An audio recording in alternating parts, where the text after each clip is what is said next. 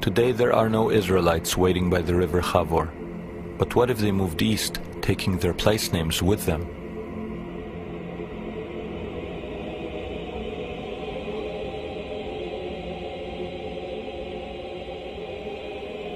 One of the passes between Afghanistan and Pakistan is known to the world as the Khyber Pass.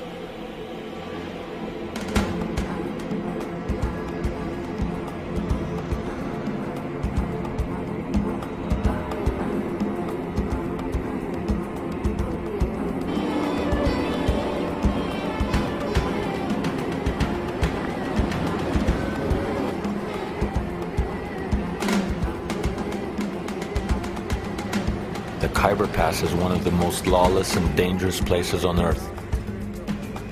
It is the heart of Pakistan's northwest frontier, the Wild West of the East. The first thing one notices is that the Pakistani government has no real authority here. The only way to obtain safe passage is to travel with an armed escort from the ruling people in the area, the Pathans. They have guarded the Khyber Pass for more than 2,000 years, driving away Genghis Khan, the British Army, and most recently, the Soviets. In Hebrew, it's known as the Chavor Pass, the same name as in the Bible. And next to the Khyber Pass, there's a city called Peshawar in Pakistan. Peshawar means the same thing, the Chavor Pass. So we thought, could the Khyber be Chavor in the Bible? If it is, there should be here a river called Gozan. And right there, flowing into the Kabul River, is the river Ghazni.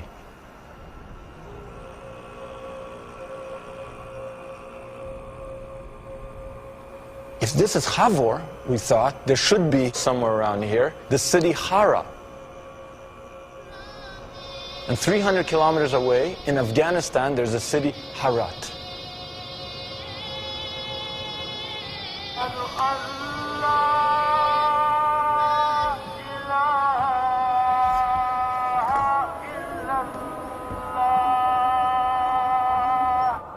The whole world knows this area as a hotbed of Islamic fundamentalism. There are 15 million Pathans and not a single Jew among them. But we set out to investigate whether under the Islamic surface lies an Israelite past.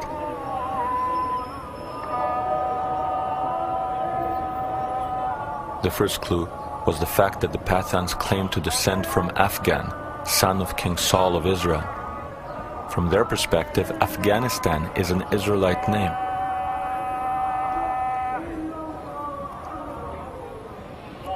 At worship, they seem like any other Muslims. When studying the Quran, however, they rock their bodies in the manner of Jews.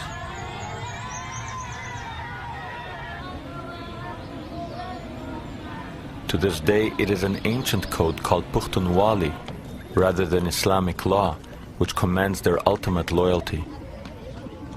It is said about Pakhton, Pakhton is really is a fifth religion itself. Is not. We have got our own code of conduct, and not that whatever your Quran says, Pakhton all believe in that. We don't do much of the things which are not conveyed by Quran really. That's why it is said, it is a proverb that Pakhton nim Quran namani. Or Pakhto pinzam mazhab de Pakhto Wali, the code of the Pakhto. And what is this Pakhto Wali? It's basically Old Testament law in a kind of unforgiving way, where you don't have any kind of rabbinical softening of it. Eye for an eye means eye for an eye, literally. Adultery, you're finished.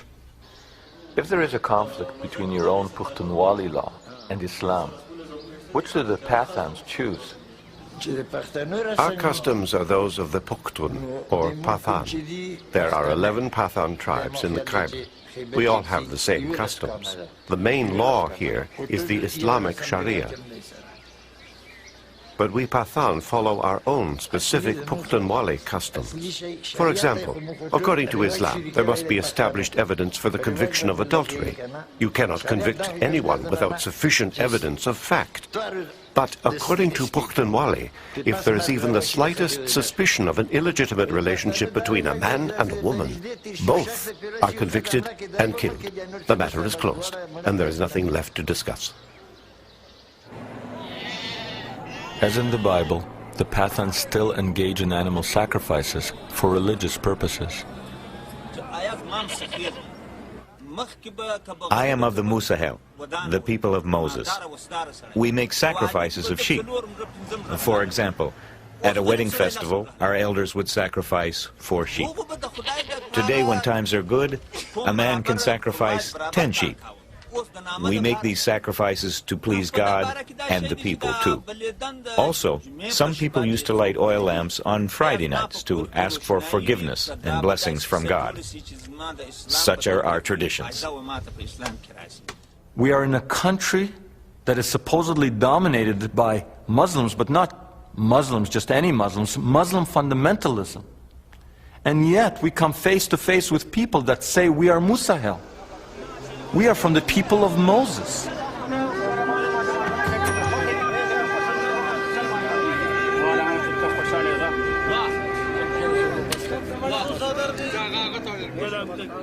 And as we travel among these people who look like they stepped off the pages of the Bible, Semitic faces, long beards, biblical garb, prayer shawls, and as the evidence mounted, we could not help but feel that maybe here among the Pathans of Afghanistan and Pakistan, we would find the answers to our quest.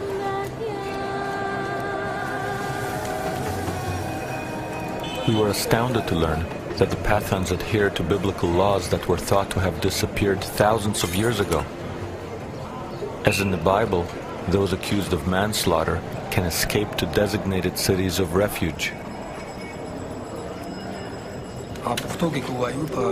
It is mentioned in our old books that if you kill someone unintentionally, then you can flee to a designated place of refuge. Our books tell us that Moses ordered Joshua to establish cities of refuge and told the people that they should honor them. Today, we educated people think it is backwards to protect a criminal in this way, but the people in those areas of refuge look upon the matter as holy. To protect a fugitive is the sacred job of the elders. They treat him as their guest.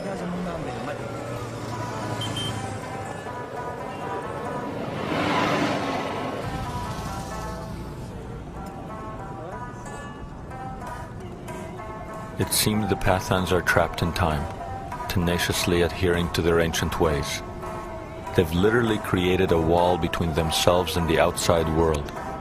They live in these extended family compounds, their women hidden inside.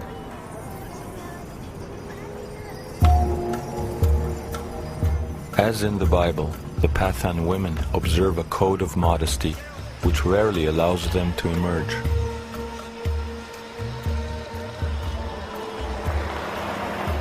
I asked the Pathan, how could you have love songs when you keep your women hidden?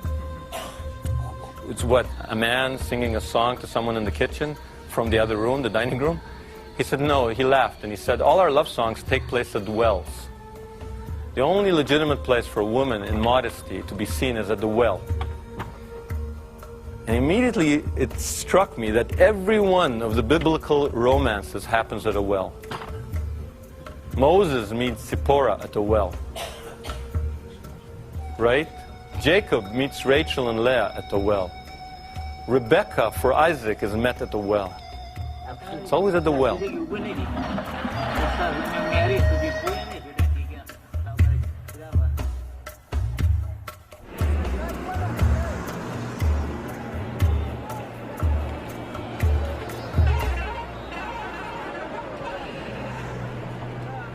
To enter the Pathan marketplaces is to step back in time. Defying all probabilities, the Pathans still live in tribal groups with Israelite names. Rabbani is similar to the tribe of Reuven, Levani, the tribe of Levi, and Shinwari, the tribe of Shimon. One Pathan tribe known as Gadun is very small in numbers, not unlike the lost tribe of Gad. Interestingly, the most numerous tribe among the Pathans is Afridi, and the most numerous tribe in ancient Israel was Ephraim.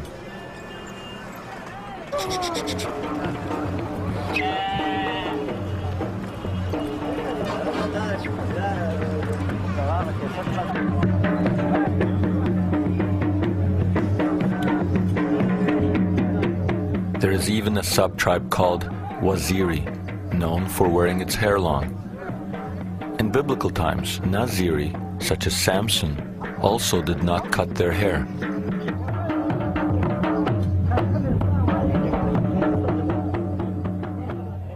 So you have Reuben, Gad,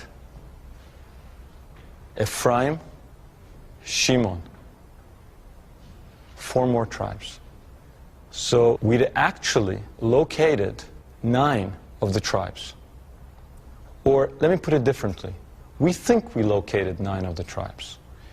If we haven't located 9 of the tribes, then it's a very strange coincidence going on that you have all these people with biblical names, with biblical practices, with an Israelite memory, exactly where they should be according to the biblical map. If someone can come up with another explanation, I'm open to it. But I couldn't understand it.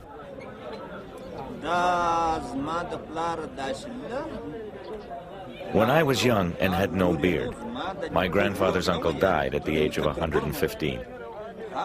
We called him Baba, or grandfather. He used to say that we are the children of Israel. I was young, and at that age people forget things. They don't care much about history or talk of this kind. But now I would like to know, what are our origins? Where do we come from?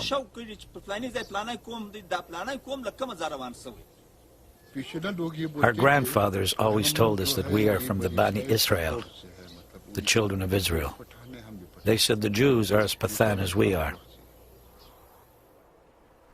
It's clear that a Judaic memory persists, but were there ever people here who openly identified with Judaism? If you look up Harat in Encyclopedia Judaica, for example, you'll find 1 or 2 paragraphs. If you look up a Western Jewish community, you'll find pages and pages and pages. And when you look up Harat, it says the Jewish community may have been in Harat for somewhere between 1,000 and 2,000 years. They're talking about a community that lived somewhere for at least 1,000 years, and there's a paragraph or 2 on them. What does this tell us? It tells us that they're lost to our consciousness, that they've fallen off the Western radar screen.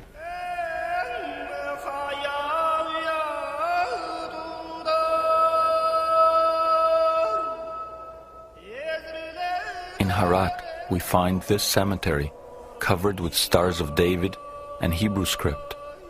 For at least 1,000 years, it served one of the oldest continuous Jewish communities in the world. The Jews of Harat are no more. The last of them left in the late 1980s following the Soviet invasion.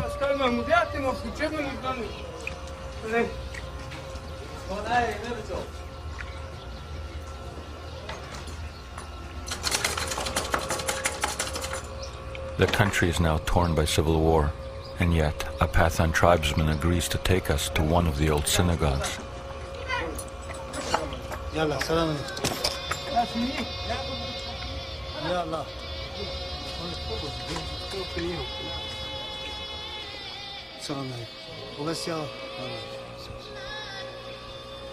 For hundreds of years, people entered this house of prayer through the grand doorways leading into its beautiful sanctuary. Today we enter through an artillery hole blasted by Soviet shells.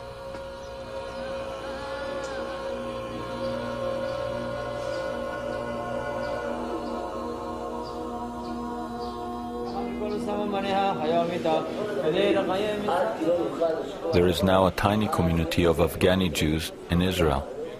Like the Bukharans, they are largely unknown here.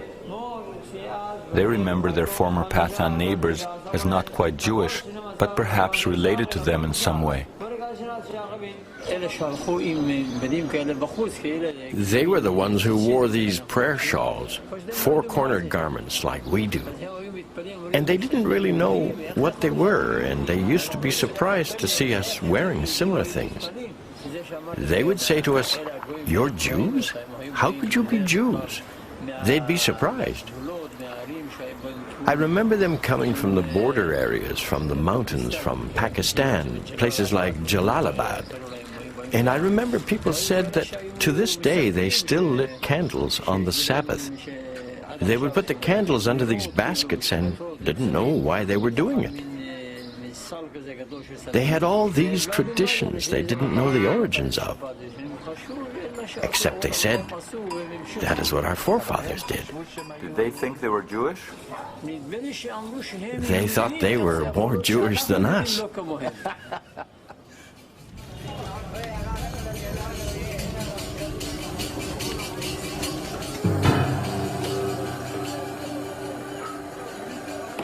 The prophets say that equal numbers of Israelites and Judeans will herald the Messiah. Interestingly, the number of Pathans and Jews in the world is virtually identical. The prophecy also foretells that it is Menashe and Ephraim that will take the lead in the return. In India, we had encountered the Menashe. If we were right, here among the Afridi, we had come face to face with Ephraim. However, before we could accept that the end of days was upon us, we needed more proof. On the road to Armageddon, it now seemed appropriate that our journey take us through a minefield.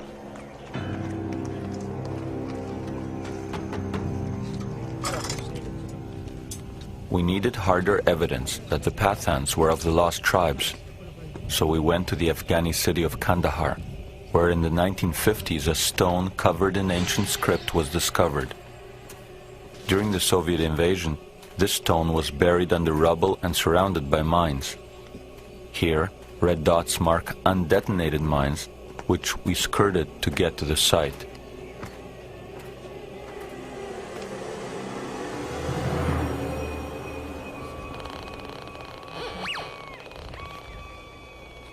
"2,300 years ago, the Buddhist emperor Ashoka put up propaganda pillars throughout his empire.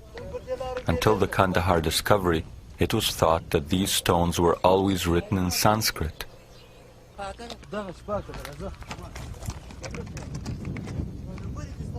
But the stone buried here is written in Aramaic. In other words, the people then living here spoke in the everyday language of the Israelite tribes.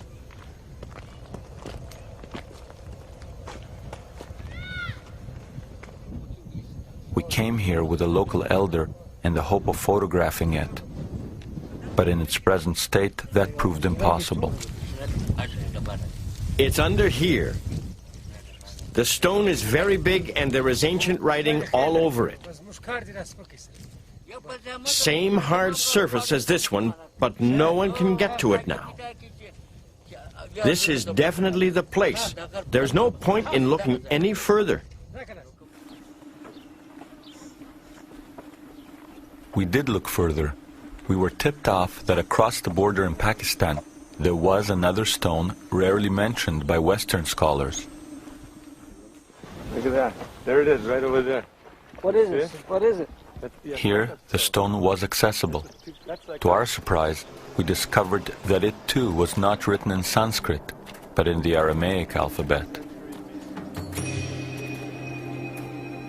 I see all the letters, the Aleph, the Ain, and I'm standing in front of this 2,300-year-old postcard from the Lost Tribes.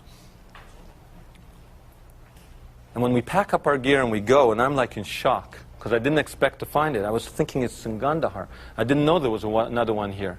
And there's two more in places we didn't go. And one has on it the Hebrew month of Elul. So then this guide comes up to me and they told me, don't say you're Jewish, don't say anything, because people here are very Muslim, they may not take kindly to you. So he says, why were you able to read that? And I feel, I don't want to lie to this guy. And I said, because I'm a Jew. And this person, who's supposed to be my enemy, leans over with tears in his eyes, embraces me, and says, then you are my brother. So maybe it was happening. Maybe the end of time was unfolding. I was standing there and I got goosebumps. I said, wait a minute, is this it? Am I making a film, or am I turning into the reporter from Armageddon?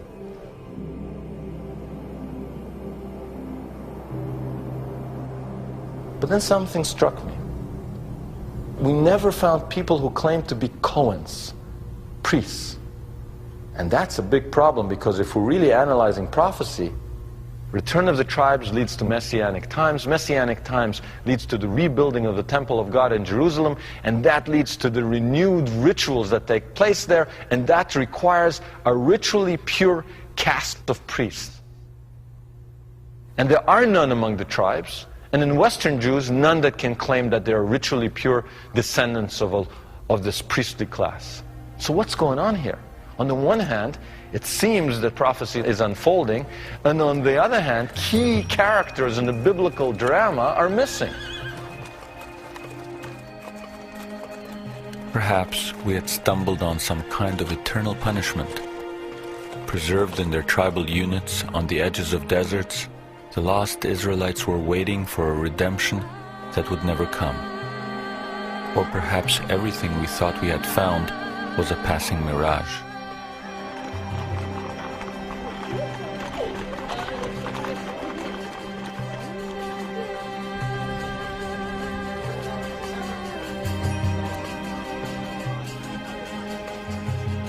There was one lead we hadn't followed, one tribe whose descendants we had not encountered, the tribe of Asher.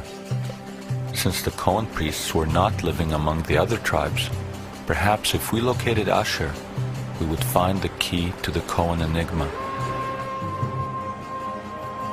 Is it possible that there's a little enclave somewhere of pure Cohens kept there until the blast of the great horn? The tribes have come home. That heavenly trumpets will call them out and say, do your priestly duty.